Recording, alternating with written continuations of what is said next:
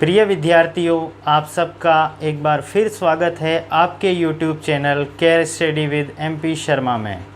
हम पढ़ रहे थे मैट्रिक्स और मैट्रिक्स के अंदर विविध प्रश्नमाला को हल कर रहे थे। पिछले वीडियो में हमने प्रश्न संख्या 17 तक हल कर लिया था। आज हम देखते हैं प्रश्न संख्या 18 का हल। प्रश्न संख्या 18 क्या है? 18 प्रश्न संख्या में b बराबर एक 2 इंटू 2 क्रम की मैट्रिक्स दे रखी है और आपसे कहा है कि सिद्ध कीजिए B square minus A plus D गुणा B equal to B C minus A D I2। तो हम इसको हल करते हैं। देखो यहाँ पर क्या दिख रहा है, बी स्क्वायर। तो सर्वप्रथम बी स्क्वायर ज्ञात करना होगा। बी स्क्वायर क्या होता है? बी गुणा बी। बी गुणा बी करना है आपको, यानी ए बी सी डी। ये एक मैट्रिक्स है। इस मैट्रिक्स को इसी मैट्रिक्स से गुणा करना है। तो गुणा करने का तरीका क्या होता है? पहली मैट्रिक्स की पंक्ति लेंगे और दूसरी मैट्रिक्स का कॉलम लेंगे। तो जो बी स्क्वायर का मान आएगा वो क्या हो जाएगा? गुणा किया, ए को ए से गुणा करेंगे ए स्क्वायर, प्लस बी को सी से गुणा करेंगे बी सी। अब अगले कॉलम से गुणा करेंगे तो ये आएगा A B plus B D. फिर अगली पंक्ति को गुणा करते हैं, सी को ए से गुणा करेंगे, ये आएगा A C plus C D. अगले कॉलम से गुणा करेंगे तो ये आएगा B C plus D square. ये हो गया आपके पास बी स्क्वायर का मान। अब इस समीकरण में मान रख दीजिए, यानी LHS में मान रख दीजिए बी स्क्वायर का, तो आपको RHS मिल जाएगी। देखिए कैसे। LHS को लेकर मैं चलता हूँ पहले। तो बी स्क्वायर की जगह मैं क्या रखता हूँ? ये जो मान आया है A square plus B C A B plus B D A C plus C D B C plus D square minus A plus D. गुणा करना है इसको बी के साथ। तो बी क्या है? A B C D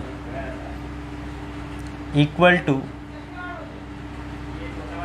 A square plus B C A B plus B D A C plus C D B C plus D square minus गुणा करेंगे। ए प्लस डी जब अंदर गुणा होगा तो आपके पास ये होगा A square plus A D. ये गुणा होगा A B plus B D A C plus C D A D plus D square. अब इसको आप हल कर लीजिए। A square plus B C में से A square plus A D जब घटेगा तो ए स्क्वायर से ए स्क्वायर कट जाएगा। आपके पास जो पहला अवयव होगा वो होगा B C minus A D. A B plus B D A B plus B D ये कटेगा, आपको मिलेगा 0। A C plus C D same चीज़ है, यहाँ पर भी मिलेगा 0। B C plus D square से डी स्क्वायर कैंसिल हो जाएगा, आपको मिलेगा B C minus A D.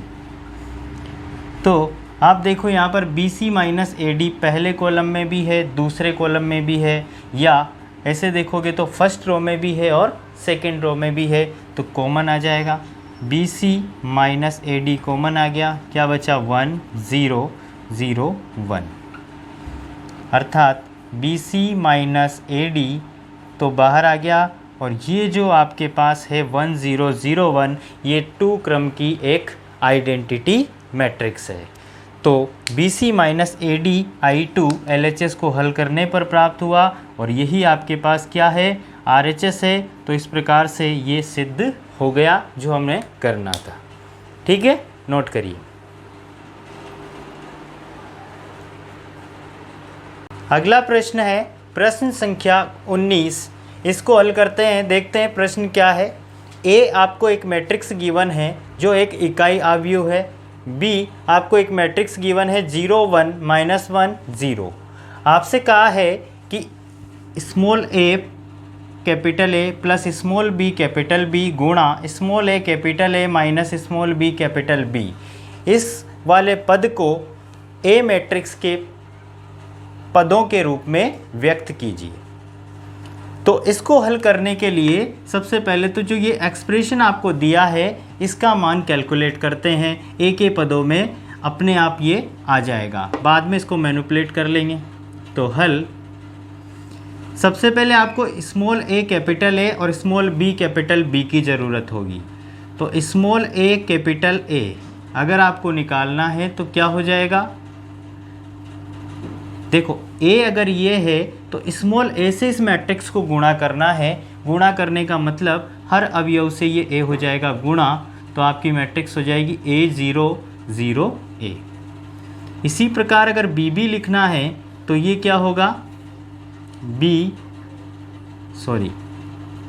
0 B minus B 0। ठीक है, अब ए प्लस बी बी, एक बार तो इन दोनों को जोड़ना है, एक बार इन दोनों को घटाना है और फिर गुणा कर देना है। तो आप देखिए ए प्लस बी बी बराबर क्या होगा, ए 0 0 ए प्लस 0 बी माइनस बी 0। तो जो ए प्लस बी बी होगा वो क्या हो जाएगा आपके पास, ए बी माइनस बी ए। ये आपकी समीकरण हो गई 1। इसी प्रकार आप ए माइनस बी बी ज्ञात कर सकते हो, वो क्या हो जाएगा, ए 0 0 ए। इसमें से आपको घटाना है 0 बी माइनस बी 0। तो ये क्या हो जाएगा, ए माइनस बी बी जो होगा वो हो जाएगा आपके पास ए माइनस बी प्लस बी और ए। देखो 0 माइनस माइनस बी करेंगे तो माइनस माइनस हो जाएगा प्लस। ये आपकी इक्वेशन नंबर 2। अब समीकरण 1 और 2 को गुणा करेंगे तो जो दिया हुआ एक्सप्रेशन है उसका मान हमें प्राप्त हो जाएगा। तो समीकरण 1 गुणा 2 करने पर जब आप ऐसा करोगे तो आपको LHS में क्या मिलेगा, ए प्लस बी बी गुणा ए माइनस बी बी। गुणा करना है दो मैट्रिक्स को, एक मैट्रिक्स तो है ए बी माइनस बी ए, दूसरी मैट्रिक्स है ए माइनस बी बी ए। ये आपकी हो गई पहली पंक्ति, ये इधर से हो गया पहला कॉलम। गुणा करिए, गुणा करने पर आपको क्या मिलेगा, ए से गुणा होगा ए स्क्वायर, बी से गुणा होगा बी स्क्वायर। ये आपके पास पहला अवयव आ गया। अब दूसरे कॉलम से गुणा करते हैं, माइनस का ए बी और प्लस का ए बी। अब अगली पंक्ति को गुणा करते हैं पहले स्तंभ से, तो ये होगा माइनस का ए बी प्लस का A B.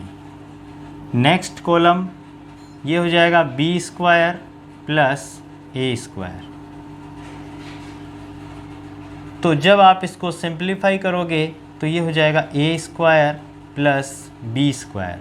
Minus A B से plus A B cancel out होगा और ये बचेगा 0, यहाँ पर भी 0 और ये हो जाएगा A square plus B square. A square plus B square को आप कॉमन ले सकते हो बाहर, तो अंदर क्या बचेगा 1 0 0 1। तो ये जो मैट्रिक्स बनी, क्या ये ए मैट्रिक्स नहीं है? ए मैट्रिक्स है, मतलब जो एक्सप्रेशन आपको ज्ञात करना था वो ए मैट्रिक्स के पदों में ज्ञात हो गया। तो जो आपका अभिष्ट आंसर होगा वो क्या हो जाएगा, ए प्लस बी बी गुणा ए ए माइनस बी बी बराबर ए स्क्वायर प्लस बी स्क्वायर और साथ में I2 बोल दो, या यही आपको क्या गिवन है, ए मैट्रिक्स गिवन है। ये आपका हो जाएगा आंसर। क्लियर है बच्चों? तो इस प्रकार से 19वें प्रश्न को हम लोगों ने हल कर लिया है, नोट कर लीजिए।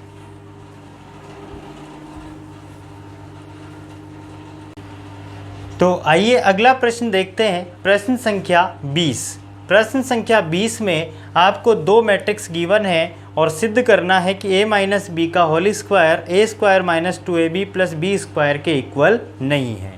तो देखते हैं, सबसे पहले LHS में a माइनस बी का होल स्क्वायर दिया है तो a माइनस बी कैलकुलेट करते हैं। a माइनस बी जो होगा वो इन दोनों मैट्रिक्स को घटाने पर 1 माइनस 3 0 1 प्राप्त हो जाएगा। ये आप आसानी से हल कर सकते हो।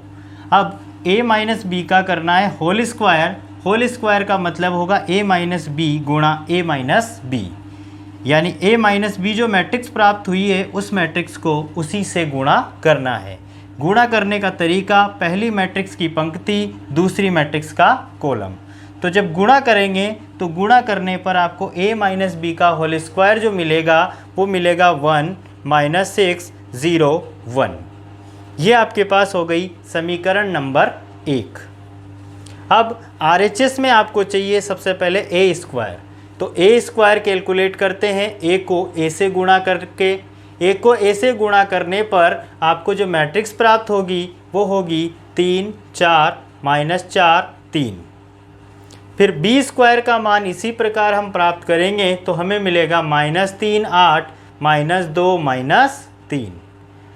इसी प्रकार ए बी का मान ज्ञात करना है तो a को b से गुणा करेंगे, a मैट्रिक्स को b मैट्रिक्स से गुणा करने पर आपको जो मैट्रिक्स मिलेगी वो होगी 1 9 माइनस 3 माइनस 2।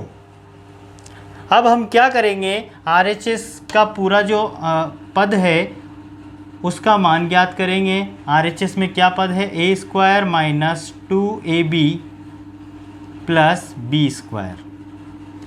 a स्क्वायर का मान रखूँगा मैं, क्या है 3 4 माइनस 4 3 माइनस 2 गुणा ab का मान मैंने प्राप्त किया 1 9 minus 3 minus 2 plus b square का मान मैंने प्राप्त किया माइनस 3 8 माइनस 2 माइनस 3।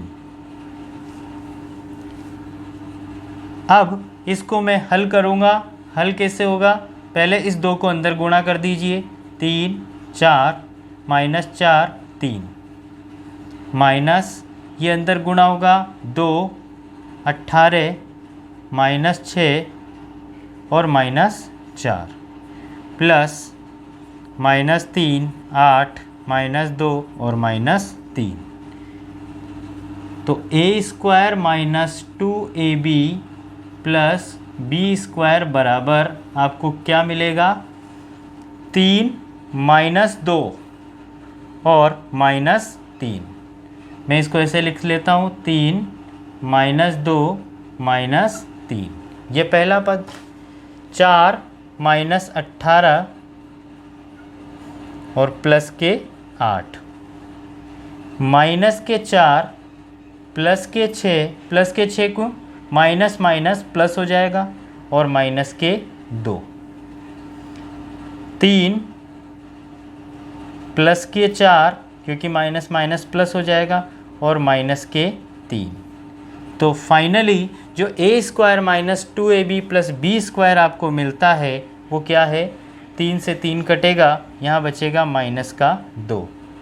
8 और 4 12, 12 माइनस 18 माइनस के 6, 6 माइनस 6 0। ये होगा आपके पास 4। ये आप इसको डाल लीजिए समीकरण नंबर 2। अब देखिए, समीकरण 1 से LHS आपने प्राप्त करी, समीकरण 2 से RHS आपने प्राप्त करी। चेक करो कि समीकरण 1 और समीकरण 2 बराबर है क्या, नहीं है। यहाँ पर है 1 माइनस 6 0 1, यहाँ पर है माइनस 2 माइनस 6 0 और 4। तो हम लिख सकते हैं कि समीकरण 1 और समीकरण 2 से स्पष्ट है कि a माइनस बी का whole square is not equal to A square minus 2ab plus B square. इस प्रकार से इस सवाल को हमने सिद्ध कर लिया। ठीक है, नोट कर लीजिए।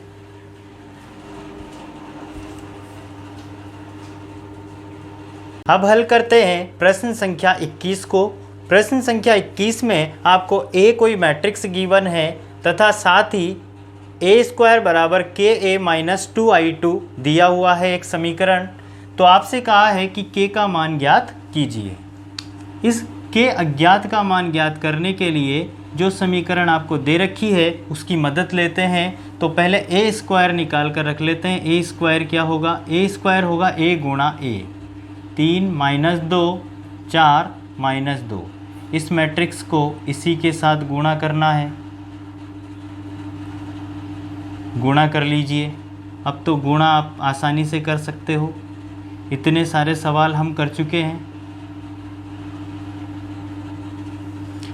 पहली मैट्रिक्स की लेते हैं पंक्ति, दूसरी मैट्रिक्स का लेते हैं कॉलम। 3 गुणा 3 किया 9, माइनस का 8 यानी बचेगा प्लस का 1। 3 गुणा माइनस 2 यानी माइनस 6, माइनस 2 प्लस का 4, तो आपके पास बचेगा माइनस का 2। अब अगली पंक्ति को गुणा करते हैं। 4 गुणा 3 यानी 12, माइनस 2 गुणा 4 यानी माइनस का 8, 12 माइनस 8 किया तो आपके पास होगा 4। 4 गुणा माइनस 2 होगा माइनस 8 और प्लस का 4 यानी माइनस का 4। इस प्रकार से ए स्क्वायर हमने प्राप्त कर लिया। अब जो दिया गया है, क्या दिया गया है आपको? दिया गया है ए स्क्वायर बराबर के ए माइनस 2i2। i2 का मतलब क्या होगा? 2 ऑर्डर की इकाई मैट्रिक्स। ए स्क्वायर आपके पास है 1 माइनस 2 4 माइनस 4। के को गुणा करना है ए से, 3 माइनस 2 4 माइनस 2, माइनस 2 गुणा i2 का मतलब 1001। चलिए हल करते हैं इसको। LHS में 1 माइनस 2 4 माइनस 4 बराबर के को जब अंदर गुणा करेंगे तो ये होगा 3 के माइनस 2 के 4 के माइनस 2 के, ये अंदर गुणा होगा 2002। 1 माइनस 2 4 माइनस 4 इक्वल टू 3 के माइनस 2 और ये हो गया माइनस 2 के। 4 के ये हो गया आपके पास माइनस 2 के माइनस 2। दो मैट्रिक्स के बीच में बराबर का साइन है। दो मैट्रिक्स तभी बराबर होगी जब उनके ऑर्डर सेम हो और संगत अवयव बराबर हो। तो किसी भी एक संगत अवयव को बराबर कर लीजिए। 4 के संगत 4 लिखा हुआ है तो k बराबर आपको मिल गया 1। ये इस प्रश्न का हो गया उत्तर। इस प्रकार से प्रश्न संख्या 21 को हम लोगों ने हल कर लिया। चाहो तो नोट कर लो और चाहो तो डिस्क्रिप्शन बॉक्स में आपको लिंक दिया हुआ है, वहाँ पर क्लिक कीजिए और जो भी हम लोग पढ़ते हैं रोज़ उसको आप डाउनलोड कर सकते हो। वहाँ से आपको इनके हैंड रिटन हल आपको प्राप्त हो जाएंगे। ठीक है।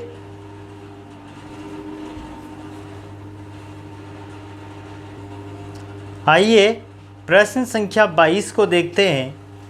प्रश्न संख्या 22 में भी आपको मैट्रिक्स दे रखी है, लेकिन यहाँ पर 3 मैट्रिक्स दे रखी है, A, B और C। यहाँ पर ये जो I है ये आयोटा कहलाता है और आयोटा का मान होता है √-1। कक्षा 11 में कॉम्प्लेक्स नंबर के अंदर आपने ये पढ़ा है आयोटा √-1। इसके कुछ गुणधर्म होते हैं, जैसे आयोटा स्क्वायर का मान आपको याद होना चाहिए, क्या होता है, -1 होता है, उसकी ज़रूरत पड़ेगी। अब आपसे कहा है कि सिद्ध कीजिए ए स्क्वायर बराबर बी स्क्वायर बराबर सी स्क्वायर बराबर -(i2), मतलब -(2) ऑर्डर की आइडेंटिटी मैट्रिक्स। तो ए स्क्वायर ज्ञात कर लीजिए। ए स्क्वायर क्या होगा, आयोटा 0 0 माइनस आयोटा गुणा आयोटा 0 0 और माइनस आयोटा, गुणा करेंगे तो क्या मिलेगा, देखो पहली मैट्रिक्स की लेते हैं रो और दूसरी मैट्रिक्स का लेते हैं कॉलम। आयोटा गुणा आयोटा किया तो आयोटा स्क्वायर प्लस 0 यानी कि आयोटा स्क्वायर मिलेगा। अब इसको अगले कॉलम से करेंगे 0 प्लस 0 यानी 0। दूसरी पंक्ति में आ जाइए, 0 प्लस 0 यानी 0, 0 माइनस आयोटा गुणा होगा तो ये हो जाएगा आयोटा स्क्वायर। तो जो ए स्क्वायर का मान होगा वो क्या हो जाएगा, आयोटा स्क्वायर आपको पता है क्या होता है, -1, तो -1 0 0 -1। या आप इसको ऐसे लिख सकते हो, माइनस को बाहर कॉमन ले लीजिए, 1 0 0 1। तो ये आपके पास क्या हो गई, ए स्क्वायर बराबर माइनस तो बाहर है और जो मैट्रिक्स लिखी हुई है इसको आप कह सकते हो I2, 2 ऑर्डर की आइडेंटिटी मैट्रिक्स। ये हो गई आपकी समीकरण नंबर 1। इसी प्रकार आप ज्ञात करेंगे बी स्क्वायर। तो बी स्क्वायर क्या होगा, तो बी स्क्वायर होगा आपके पास, बी को बी से गुणा कर दीजिए, 0 -1 1 0। इस मैट्रिक्स को इसी मैट्रिक्स से गुणा करना है। गुणा करने का तरीका, पहली मैट्रिक्स की पंक्ति और दूसरी मैट्रिक्स का कॉलम। तो जो बी स्क्वायर मैट्रिक्स होगी वो क्या हो जाएगी, 0 -1, 0 प्लस 0 0, 0 प्लस 0 0, -1 प्लस 0 -1। यहाँ पर भी माइनस कॉमन लीजिए, अंदर बचेगा 1 0 0 1।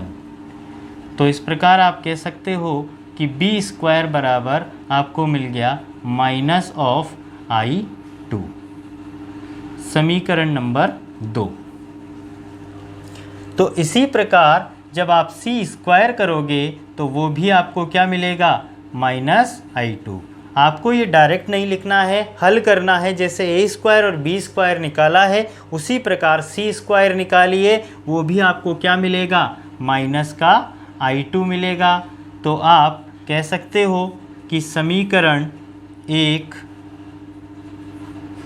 2 व 3 से ए स्क्वायर बराबर बी स्क्वायर बराबर सी स्क्वायर बराबर -(i2). इस प्रकार से ये सिद्ध हो जाता है जो इस प्रश्न ने हमसे पूछा था। इस प्रश्न का ये पहला पार्ट था जो हमने सिद्ध कर लिया। ठीक है, नोट कर लीजिए इसको।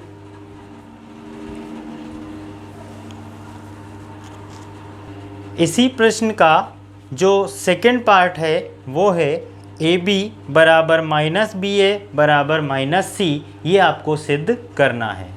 तो A गुणा B सबसे पहले ज्ञात करते हैं, A गुणा B। A आपके पास है आयोटा 0 0 माइनस आयोटा, गुणा करना है 0 -1 1 0 से।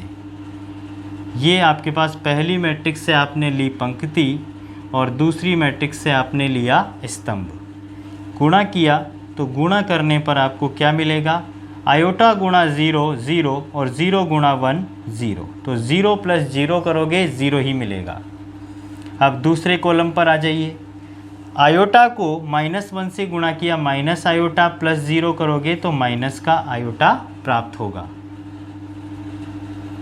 अब दूसरी पंक्ति को गुणा करते हैं, 0 गुणा 0 माइनस आयोटा गुणा 1 करोगे तो माइनस का आयोटा। 0 गुणा -1 0 माइनस आयोटा गुणा 0 0। तो जो ए बी आपको मिला वो क्या मिल गया, ए बी आपको मिल गया, ए बी बराबर माइनस में कॉमन ले लेता हूँ बाहर, 0 गुणा 0, नेक्स्ट हो गया आयोटा, आयोटा 0। इसको मैं डाल देता हूँ समीकरण नंबर 1। अब अगला ज्ञात करना है बी ए। तो बी ए ज्ञात करने के लिए पहले मैं किसको लिखूँगा, बी को। तो बी क्या है आपके पास, 0 -1 1 0। इसको गुणा करना है ए के साथ, तो ए क्या है, ए है आपके पास आयोटा, 0 0 माइनस आयोटा। गुणा करने का तरीका, पहली आप लेते हो पंक्ति और दूसरे का लेते हो कॉलम। तो जो बी ए होगा वो हो जाएगा आपके पास 0 + 0 यानी कि 0। अगले कॉलम पर आइए, 0 माइनस आयोटा, माइनस नहीं प्लस आयोटा, क्योंकि माइनस माइनस गुणा होगा आयोटा हो जाएगा। अगली पंक्ति को देखिए, 1 को आयोटा से किया आयोटा +0 यानी आयोटा, और यहाँ पर आ जाएगा 0। ये हो गई आपकी समीकरण नंबर 2। और सी आपके पास क्या दे रखी है, 0 आयोटा आयोटा 0। इसको आप डाल दीजिए समीकरण 3। अब समीकरण 1, 2 और 3 से स्पष्ट है कि ए बी बराबर माइनस बी ए, क्योंकि बी ए के साथ अगर माइनस लगा देता हूँ तो वो ए बी बन जाएगा, या सी के साथ माइनस लगा देता हूँ तो उसकी वैल्यू वही मिल जाएगी जो वैल्यू ए बी की है। तो मैं क्या लिख सकता हूँ, समीकरण 1, 2 व 3 से ए बी बराबर माइनस बी सी बराबर माइनस बी ए बराबर माइनस सी। और इस प्रकार से इस प्रश्न को हम लोगों ने सिद्ध कर लिया। ठीक है, नोट करिए या डिस्क्रिप्शन बॉक्स में जाइए, वहाँ पर जो लिंक दिया हुआ है वहाँ से PDF आप डाउनलोड कर सकते हैं।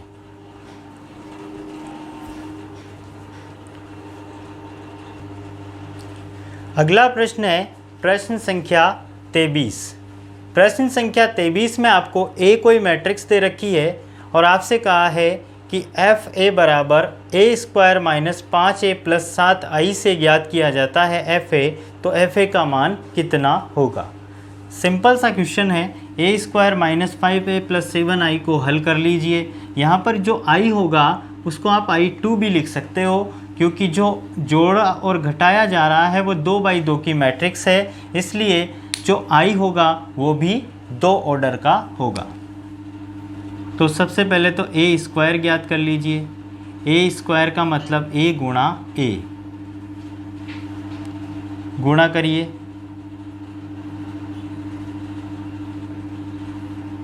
गुणा करने का तरीका क्या है, पहली जो मैट्रिक्स लिखी है उसकी लेते हैं रो और दूसरी मैट्रिक्स का लेते हैं कॉलम। 3 गुणा 3 हुआ 9 -1 यानी कि 8। 3 गुणा 1 3 + 2 5, -3 -2 यानी माइनस का 5, -1 प्लस का 4 यानी प्लस का 3। ठीक है, a² का मान ज्ञात कर लिया। अब एफ ए का मान ज्ञात करना है, तो एफ ऑफ ए जो है वो क्या है, a² - 5a + 7i2। a² का मान हम लोगों ने कैलकुलेट कर लिया, वो एक मैट्रिक्स मिली 8 5 -5 3